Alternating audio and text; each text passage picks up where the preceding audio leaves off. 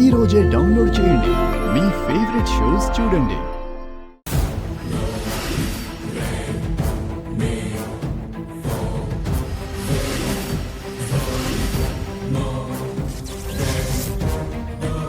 ధన్యురాలే జట. మాతాజీ మాతాజీ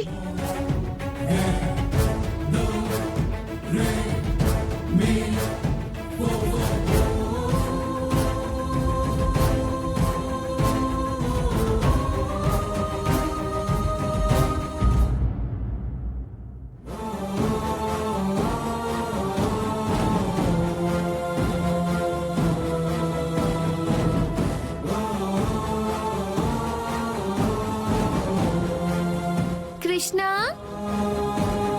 ఏంటి చిన్న బంగారం? బొమ్మ బొరుసు వేద్దామా? ఎందుకు?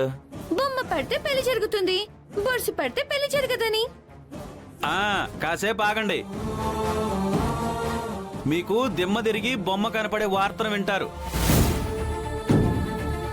మాకు కాదు, నీకు అవని వాళ్లకు కనపడుతుంది. అక్షయ్ పుట్టుక విషయంలో అందరికీ రకరకాల అనుమానాలు ఉండొచ్చు, కానీ అవని మాత్రం అటువంటి తప్పుని చేసుండదు.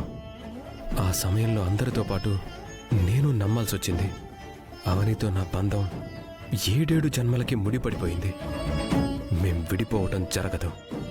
నేను మాయని పెళ్లి చేసుకోవటం జరగదు.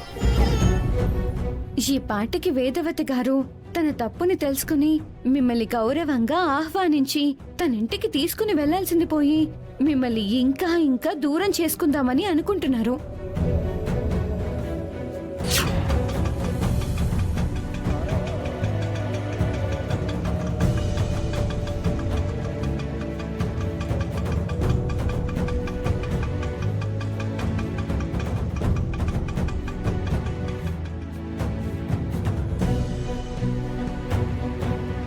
ఏయ్, ఇలా రండి.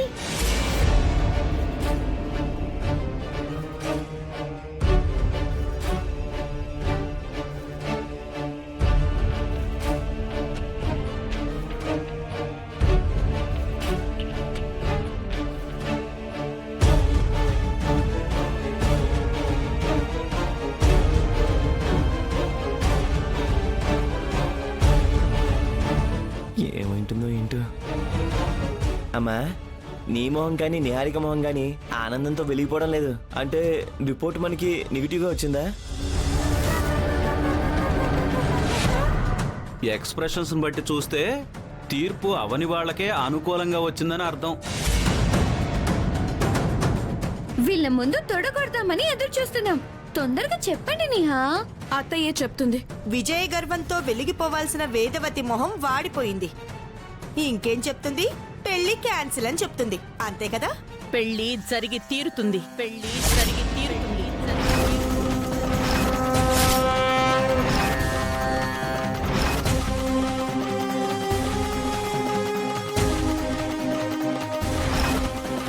పెళ్లికి ఎటువంటి అభ్యంతరం లేదని చెప్పింది. అభ్యంతరం లేదని చెప్పింది.